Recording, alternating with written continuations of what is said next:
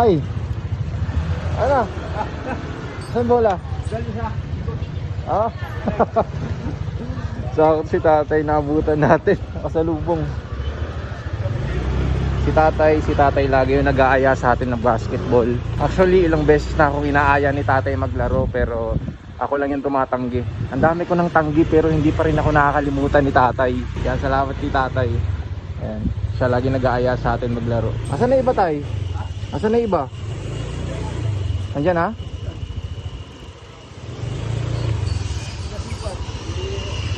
Ha?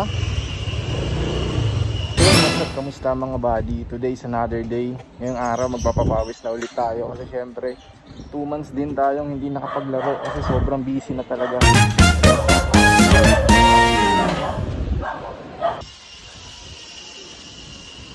Sana marunong pa tayo maglaro.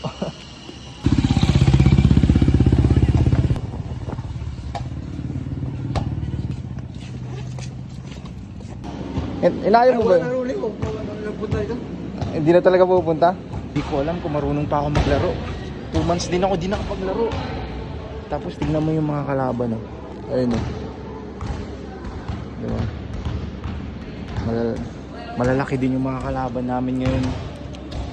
Sana talaga gumana pa.